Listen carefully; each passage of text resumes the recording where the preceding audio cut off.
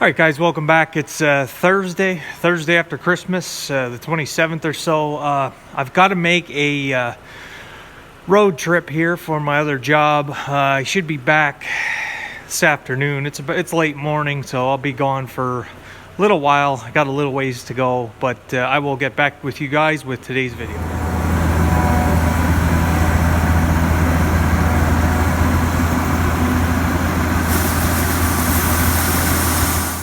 All right, guys, I'm back. It's about three and a half, 4 hours later. A bit longer of a drive than I thought. When I left, the sun was on this side, and now the sun is on that side. So the days are really getting short here. But anyway, today's topic, I thought I would talk a little bit about the topography of Pennsylvania here and some of the farming things in Pennsylvania as far as the terrain and what different people have to deal with. So let's get into it. All right, so of course a lot of people want to know where I'm from, and that information will probably stay classified. But anyway, we have 5 different regions of Pennsylvania here as far as the lay of the land here. It's kind of diverse, but it's kind of the same. So out on the ends, of course, you have the Erie Plain here, which borders the Great Lakes. And you have the Atlantic coastal plain here. So let me talk about this a little. All right, so like I said, we're not going to cover the coastal plain very much, or the Erie Plain up here. Basically, a plain is just a flat, it's flat land, and that's Philadelphia. And it's basically flat from sea level to about 200 feet, give or take, just a couple hundred feet above sea level. So we do have that on the eastern area, and then of course the Erie Plain, it's just flat land. And of course a region is basically, it's just land area with common features is how they group it. There's something common in the Allegheny Plateau. The terrain is similar, common features, Ridge and Valley and Piedmont area of Pennsylvania. So let's get into some things about we're going to focus on these 3 regions here because that's kind of the heart of farm country here in Pennsylvania. All right, so let's jump right into it. We'll start with the very best of the best of Pennsylvania and agriculture. If you're not from the Piedmont area, like if you're a Ridge and Valley or an Allegheny Plateau, or even if you're outside of Pennsylvania, when you think agriculture in Pennsylvania, of course, you think Lancaster County, Amish country, Lebanon County, Berks County, excuse me. That is all the Piedmont region of Pennsylvania, from just outside of Philadelphia over to about Harrisburg. The lower southerly, southeasterly portion of Pennsylvania is the Piedmont, and that is at the base of mountains. It has small and rolly hills. They're just small. Now, granted, there may be some places where they have hills that are similar to around here, but just in general, a region, it has common features. It's mostly flat with small rolling hills. It has the longest growing season in all the regions of Pennsylvania, just because of the climate and its location. You're going to get a longer growing season here, and it has some great soils. I heard somebody describe this region of Pennsylvania as having some of the best soils in the whole United States. I think that's a little bit of an exaggeration. There are some pretty nice places of Pennsylvania, but the soils down there are amazing. Farmers in this area, Lancaster County, of course, that is the heart of Pennsylvania agriculture when you think farming. I am not located in that region. A lot of times I wish I would be, but no such luck. So let's move on to the next region of Pennsylvania. All right, so let's move on to we'll go out to the Allegheny Plateau. Plateau, of course, is land with a higher elevation than the surrounding area. So you're going to see altitudes above sea level of 800 to 3,000 plus feet above sea level. You have the Pocono Mountains, the Allegheny Mountains. Those are mountains, not teeth. There's a lot of the Appalachian mountain range, of course, is cutting through Pennsylvania, going kind of north and south, and there's a lot of mountainous area. The Allegheny Plateau, I have been to some parts of this area already. Talk about the wilds of Pennsylvania.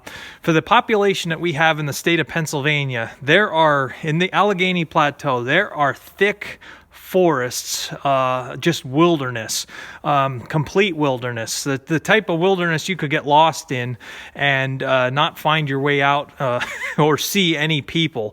A lot of people think a wide open empty spaces. If I would think that, I would think like the high plains, the Great Plains, where you can stand out in the middle of nowhere and there's no people. There are still places, even with a highly populated state of Pennsylvania, that you can be totally lost in the woods. You're going to have the most bear in this area, the black bear, lots of rivers, streams. There are pockets of agriculture in this area. I have seen some type of some smaller agricultural operations, and I'm sure there's many more that I'm not aware of that I didn't see. But the Allegheny Plateau is also home to the Pennsylvania Grand Canyon. For you guys that might not know, yes, Pennsylvania does have a Grand Canyon. It is just a drop in the terrain, and there's a creek in the bottom, of course. Story on that: when I was in high school, I had a buddy that was working on his Eagle Scout. He was Mr. Outdoors, Mr. Camping. I was kind of outdoorsy, like I said, growing up on Dad's place, where there's 150 acres of woods just in your backyard. You could walk out of the house, walk 100 yards, and you were in the forest. I was no stranger to the woods. We actually hiked. It was a terrible drought year that year. We actually hiked from the top of the one side of the Grand Canyon all the way down and up the other side. And let me tell you, that was one of the hardest treks I've ever done. Did it in high school, probably couldn't do it today. So yeah, the wilds of Pennsylvania. There are pockets, there are towns, and Pittsburgh is in the Allegheny Plateau. So there are pockets of population, but kind of in the northerly Tioga County, this upper area, there are just trees, forests, streams, you name it. If you want to live in the woods, this would be your place to go. So, all right, let's talk about the last region here. All right, so Ridge and Valley. This is the Ridge and Valley region of Pennsylvania. Basically, you can go from Maryland to New Jersey here. Some parts are 100 miles wide, I think I saw. Ridge and Valley is the area where I'm located in, so this entire area here, I could be anywhere in there. I don't know anything else other than Ridge and Valley as far as farming. And it basically, Ridge and Valley, you can have 800 to 2,000 feet above sea level. We're at about 875, I think. When you're up on top of the hill, it's like 875. You come down here, you're in the high 700s. So there's 100 feet elevation change from where my shop is to the top of the hill. So if you would build a tower here that'd be 100 feet tall or more, and then stand up on top of the hill, you could just see the top of the tower. So just on this farm, you can see the elevation drop. If I were to actually walk up to the highest point on this farm, all the way on the top of the hill, I'd show you guys kind of the highest point. And if I were to go to the lowest point, which would be down in there at this tree line here, you go out, there's some coal, and then there's a creek. If you would stand in that creek, from the highest point to the lowest point of this farm, you'd be looking at well over 100 feet in elevation change. Ridge and Valley, you're going to have some of your hardest hills to farm. I know guys that are on some pretty hard hills farming in this area of Pennsylvania. Now, like I say, not to say that there wouldn't be some steeper areas in these regions, but it's a land area with common features. So the Ridge and Valley is, you have, I don't know if I can demonstrate this. All right, there's a mountain. Now you walk around here.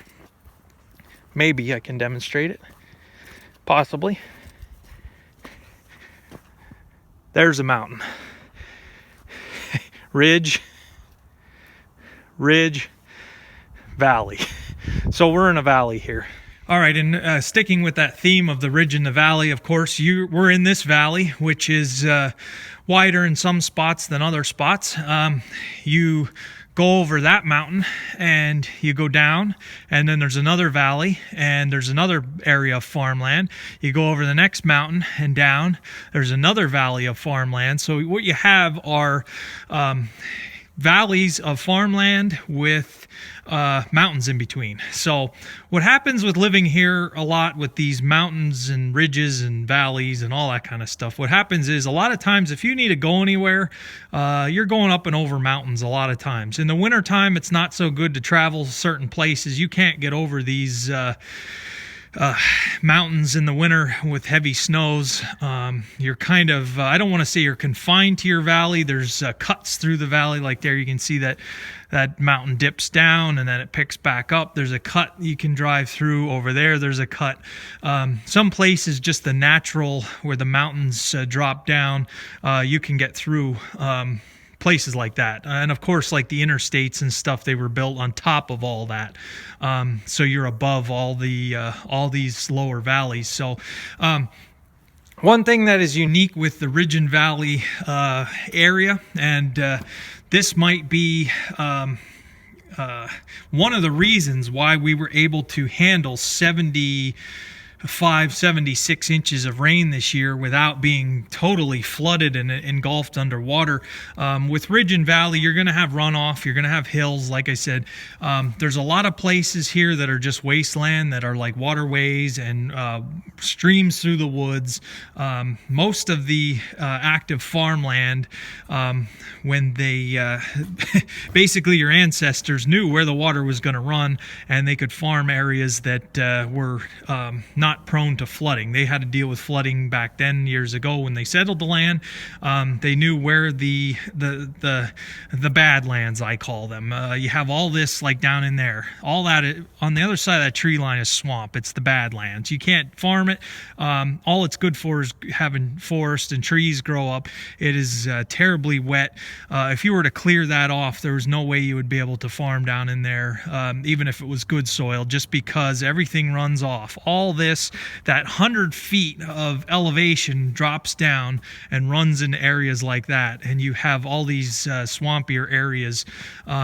It's just kind of how it is. You have areas that can never be reclaimed. They have to stay in woods. Badlands is how I'll refer to it. It's just a forest.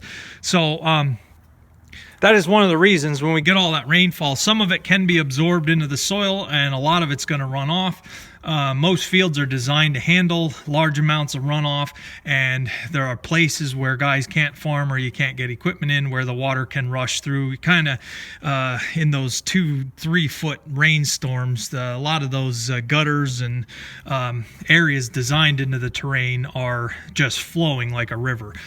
Streams that wouldn't normally be there normal times of the year when you have a lot of rain turn into torrential whitewater rapids. But so that's the Ridge and Valley. The soils here are mixed. Like here, when you get down into Maryland, I think your soils are going to be a little bit similar to this region.